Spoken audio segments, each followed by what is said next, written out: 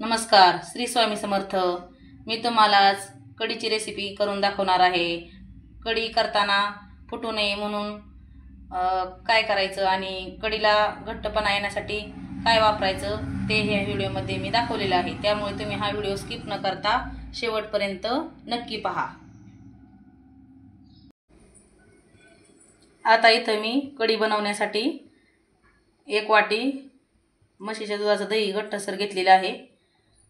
एक चमचा बेसन पीठ घेतलेला आहे। भरपूर सारी कोथिंबीर बारीक चिरून घेतली आहे। आता कढी बनवायची म्हटल्यानंतर आपल्याला कढीपत्ता तर पाहिजेच।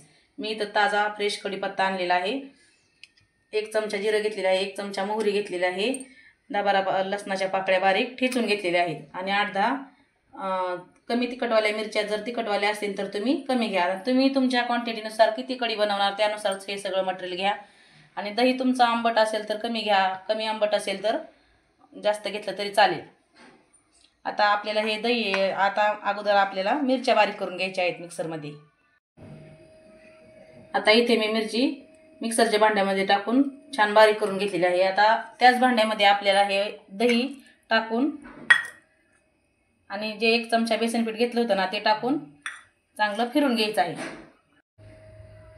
हे पहा, आता मी बेसन पीठ आणि दही छान प्रकारे मिक्सरच्या भांड्यामध्ये टाकून फिरून घेतलेली आहे। असं केलं नाही ना आपली कढी एकदम एकसारखी आणि असं फुटल्या जात नाही आणि कढीला घट्टपणा येण्यासाठी आणि चव पण येते बेसन पीठ वापरल्यामुळे।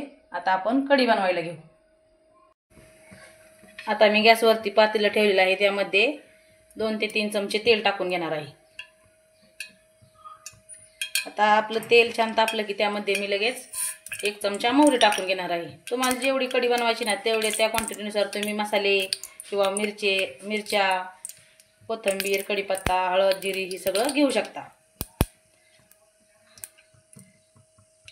आता आपली मोहरी छान तडतडीत त्यामध्ये ठेचलेलं लसूण घेतलेलं आहे। लसूण कढीला ठेचूनच घ्या, कारण लसूण ठेचून घेतल्याने ना आपल्या कढीला खूप छान चव येते।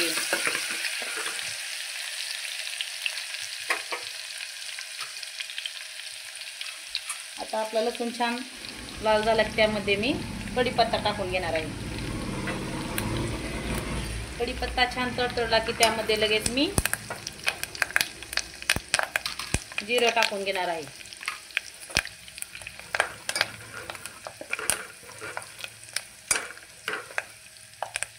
आता जिरं आणि लसूण छान लाल होते तोपर्यंतच आपण हिरवी मिरची वाटून घेतलेली टाकून घेणार आहे, कारण हिरवी मिरची परतेपर्यंत लसूण आणि जिरं जास्त करपलं जातं, त्यामुळं पटकन टाकून घ्या आणि असं मिक्स करून घ्या।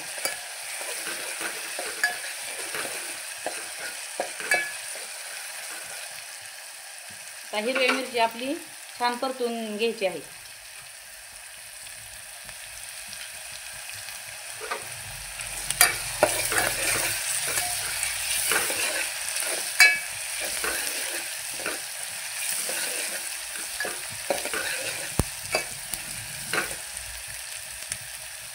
आता आपली हिरवी मिरची पण छान परतलेली आहे। त्यामध्ये मी थोडीशी कोथिंबीर टाकून घेणार आहे आणि 1/2 चमचा हळद टाकून घेणार आहे। आपल्याला ही हळद छान तेलामध्ये मिक्स करून छान प्रकारे परतून घ्यायची आहे। आता आपल्याला गॅस कमी करून आपण जे दही आणि बेसन पीठ वाटून घेतलं होतं ना ते यामध्ये टाकून घ्यायचं आहे।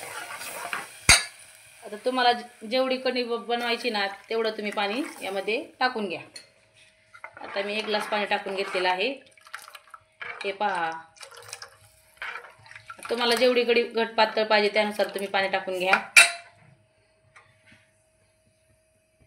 आता तुम्ही केवढी कढी बनवणे त्यानुसार मीठ टाकून घ्या। इथे मी 1 चमचा मीठ टाकून घेतलेलं आहे चवीनुसार आणि ते मीठ अशा प्रकारे मिक्स करून घ्या आणि या कढीला एक उकळी काढून घ्या।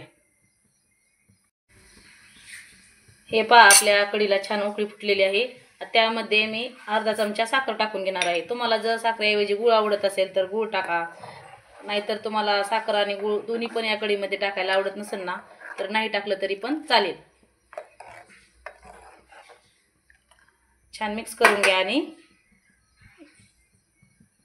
कढीला छान उकळी फुटायला लागली की गॅस बंद करून घ्या. हे पहा आता आपली कढी छान तयार झालेली आहे, अजिबात फुटलेली नाही. तुम्हाला जर माझी रेसिपी आवडली ना तर लाईक शेअर सबस्क्राईब करायला विसरू नका. चला आता आपण एका डिशमध्ये ही काढून घेऊ. हे पहा आता आपली कढी खाण्यासाठी तयार आहे. आता ही कढी तुम्ही चपातीसोबत, भाकरीसोबत किंवा भातासोबत देखील खाऊ शकता. मी तर भातासोबतच खाणार आहे. तुम्हाला जर माझ्या कढीची रेसिपी आवडली असेल ना तर लाईक शेअर आणि सबस्क्राईब करायला विसरू नका. तुमच्या मित्रपरिवारासोबत देखील शेअर करायला विसरू नका. असे स्वस्त खा आणि मस्त राहा. संपूर्ण व्हिडिओ पाहिल्याबद्दल धन्यवाद.